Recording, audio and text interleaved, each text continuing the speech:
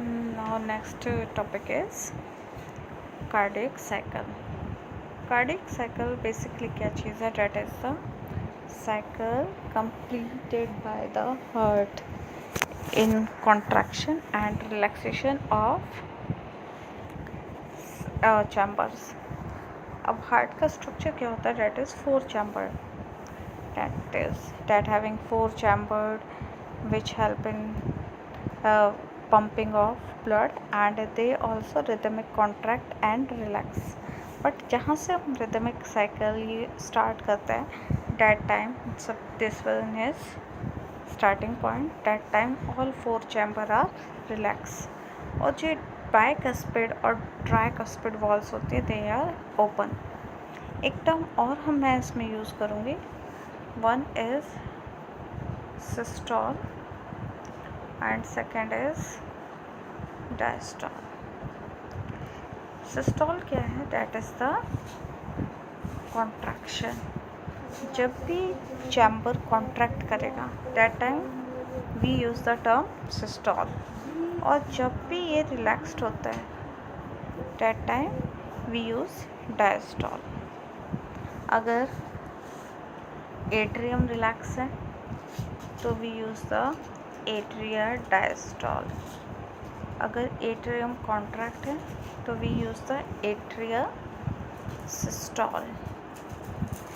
And अगर ventricle है तो instead of atria we use the ventricle diastole और वेंट्रिकल सिस्टॉल. अगर दोनों ही एट्रिया और वेंट्रिकल दोनों ही रिलैक्स्ड है that time we use the joint diastole. एक साथ चारों कभी कॉन्ट्रैक्ट नहीं होते हैं, चारों एक साथ रिलैक्स हो सकते हैं but that is only for 0.03 seconds when all four chambers are relax. Now अब इसमें सबसे पहले क्या है? साइकिल यहाँ से स्टार्ट हुआ. फर्स्ट पॉइंट है जब एट्रियल सिस्टॉल होता है. सिस्टॉल मीन्स कॉन्ट्रैक्शन. जब एट्रियल कॉन्ट्रैक्ट होना शुरू हो जाते हैं. अब इससे पहले जो रिलैक्स वर्ड बोला था, जब चारों के चारों रिलैक्स होता है that time atrium is completely filled with the blood. और वो धीरे धीरे, क्योंकि बाइकस्पिड और ट्राइकस्पिड वॉल्स ओपन है तो थोड़ा बहुत ब्लड नीचे जा रहा है, लेकिन जब वो कॉन्ट्रैक्ट होता है तो वो कॉन्ट्रैक्ट होकर क्या करती है? प्रेशर करती है, जिससे ब्लड का फोर्स जो अमाउंट ब्लड का वेंट्रिकल में जाना था, जो नीचे जाना था, that go with the additional force. तो वो फोर्स लगाएगा जिससे ब्लड इजीली नीचे एक फोर्स के साथ चला जाएगा. नेक्स्ट टाइम क्या होगा? उसके बाद एट्रियम रिलैक्स हो जाएंगे. एट्रियम रिलैक्स होने के बाद वेंट्रिकल कॉन्ट्रैक्ट. यहाँ पे एट्रियम रिलैक्स हो जाएंगे और वेंट्रिकल्स कॉन्ट्रैक्ट करना शुरू करेंगे. जब वो वेंट्रिकल्स कॉन्ट्रैक्ट करते हैं, वो कॉन्ट्रैक्शन के टाइम ब्लड को ऊपर के साइड भेजते हैं. अब ब्लड को जब ऊपर भेजा तो एक प्रेशर के साथ, अब जब वो प्रेशर लगा रहे हैं तो ये बाइकस्पिड और डाइकस्पिड वॉल्स क्या करती हैं? वो दोनों वॉल्स बंद हो जाती हैं, जिससे बैक फ्लो ना हो. मीन्स एट्रियम में ब्लड वापस ना आए. ये कॉन्ट्रैक्शन हुआ. अब एट्रियम में ब्लड वापस नहीं जाएगा तो वो वेसल्स के थ्रू, जो हमारी वेन्स थी उनके थ्रू बाहर चला जाएगा. नाउ नेक्स्ट इज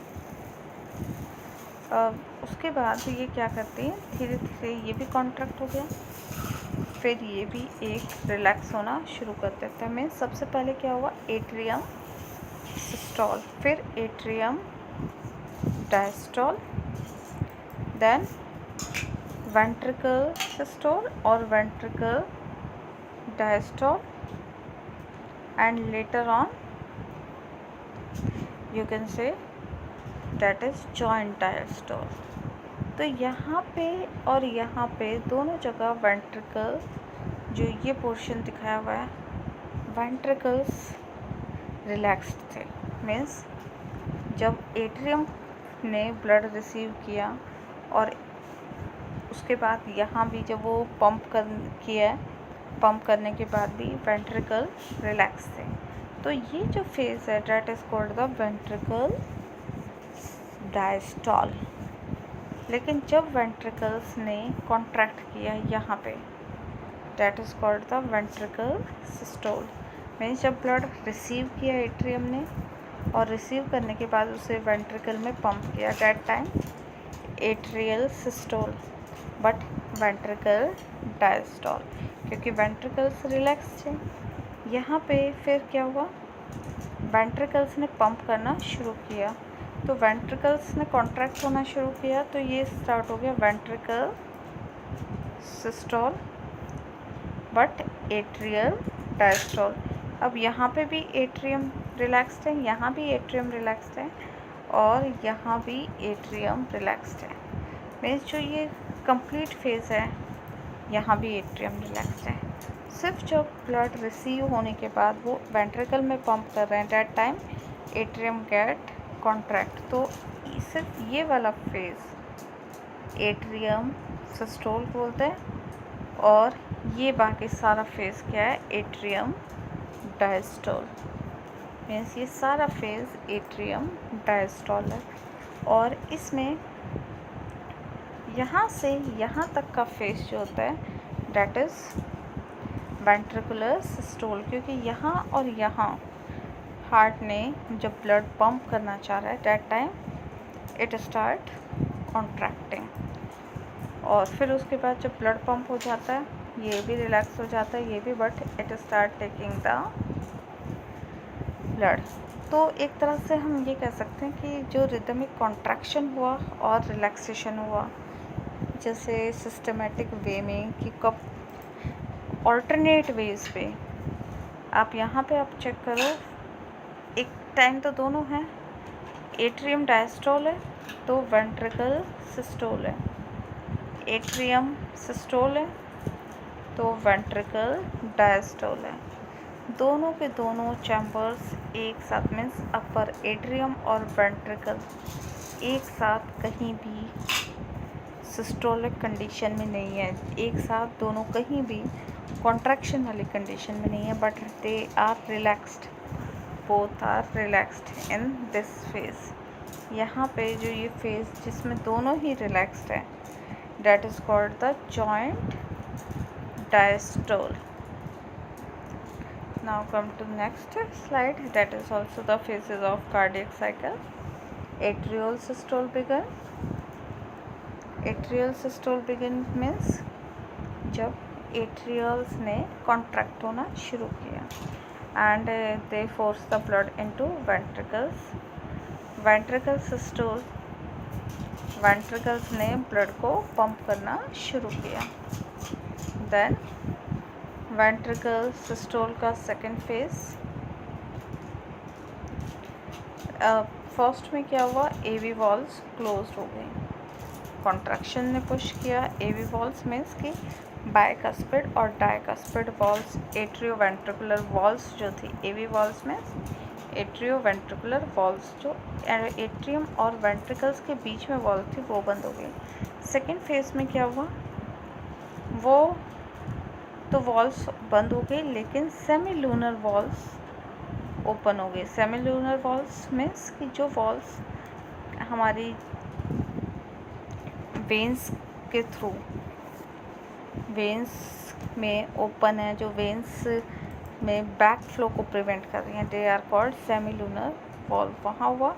अब सेमी लूनर वॉल्व्स क्लोज हो गई, सेमी लूनर वॉल्व्स क्लोज हो गई और वेंट्रिकल्स रिलैक्स हो गए। देन वेंट्रिकल के भी सेकेंड फेज़ हो गया। सेकेंड फेज़ में फिर जब वेंट्रिकल्स रिलैक्स हो गए तो ब्लड धीरे धीरे एंटर करना शुरू कर दिया।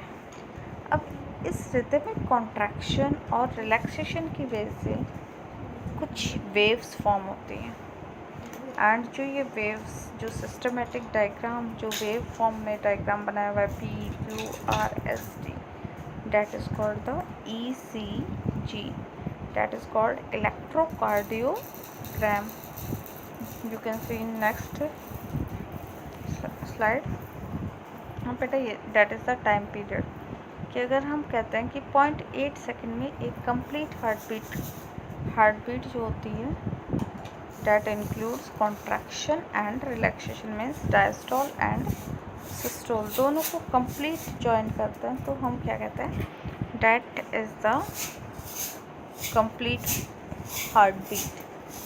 अब ये 1.8 सेकेंड में कंप्लीट होती है और बाकी चीज़ें जो दोनों को हम कहें कि कितना सेकेंड के अप्रॉक्सीमेट 0.03 सेकेंड का वेंट्रिकल सिस्टोल होता है, 0.3.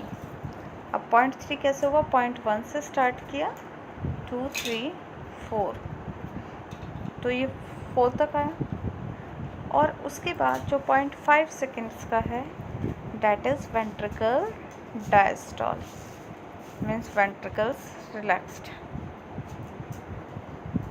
अब ये 0.1 सेकेंड का एट्रियम सिस्टोल होता है एंड 0.7 सेकेंड का एट्रियम डायस्टॉल होता है. मीन्स 0.8 सेकेंड जो है उसमें अगर हम एट्रियम के कॉन्ट्रैक्शन की बात करें that is only 4.1 second and ventricle is contract for 0.3 second.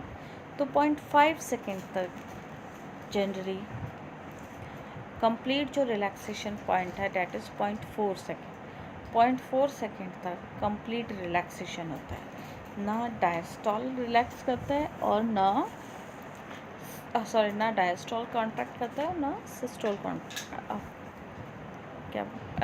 ना हमारा वेंट्रिकल कॉन्ट्रैक्ट करता है और ना हमारा एट्रियम कॉन्ट्रैक्ट करता है. दोनों ही कोई कॉन्ट्रैक्शन रिलैक्सेशन उसमें नहीं होता है, तो that is called the joint diastole. ये कह सकते हैं कि जो ये पोर्शन होता है जिसमें ये कॉन्ट्रैक्शन रिलैक्सेशन कॉन्ट्रैक्शन नहीं हो रहा है, सिर्फ रिलैक्सेशन है, that is sufficient for the heart for working through out the life, and this cycle is called the cardiac cycle. Now it is called electrocardiogram, जो अभी लास्ट स्लाइड में मैंने आपको बताया था कि रिदमिक कॉन्ट्रैक्शन और रिलैक्सेशन की वजह से एक हम चार्ट, एक ग्राफ फॉर्म कर सकते हैं. That graph is called the electrocardiograph. Electrocardiograph को हम रिप्रेजेंट करते हैं PQRST वेव से. एंड बेसिकली दीज वेव्स जो होती हैं, these waves are due to the same excitement और रिलैक्सेशन ऑफ हार्ट. अब सबसे पहले क्या करते हैं, जब हार्ट बीट स्टार्ट होती है, हार्ट बीट स्टार्ट करते टाइम जो AV नोड है, AV नोड से वाइब्रेशंस सिग्नल्स कैरी होता है, जिसकी वजह से पल्स, आप कह सकते हैं कि हार्ट को जो रिलैक्स्ड हार्ट था डैट स्टार्ट कॉन्ट्रैक्टिंग और डैट स्टार्ट वर्किंग, वो सिग्नल कैरी कर रहा है. तो वो एक छोटा सा पॉइंट जिस टाइम हार्ट में वो पर्टिकुलर स्पेसिफिक एक्टिविटी हुई थी, that point is called the P. अब इस पॉइंट P को हम कहते हैं that is the electrical excitation और डीपोलराइजेशन. जब हार्ट ने एक्साइट हुआ और बीट करना शुरू किया, that is called the electrical excitation और डीपोलराइजेशन. और सबसे पहले कहाँ से स्टार्ट हुआ, एट्रियम से. उसके बाद दूसरा पॉइंट आ जाता है QRS. QRS को एक पीक पॉइंट से शो किया हुआ है, जस्ट कि एक बार पीक गया फिर डाउन गया. ये क्या चीज़ है, that is depolarization of ventricle. Depolarization same कि वेंट्रिकल्स एक्साइट हो गए और उन्होंने ब्लड को पंप करना शुरू किया, तो वो एक्साइटमेंट के टाइम जो वो प्रेशर रिलीज़ करते हैं हार्ट की वॉल्स पे, that is much higher than the atrium. Atrium से बहुत ज़्यादा है, जिसकी वजह से एक बार वो बहुत ज़्यादा एक्साइट होकर फिर वो धीरे धीरे रिलैक्स होता है।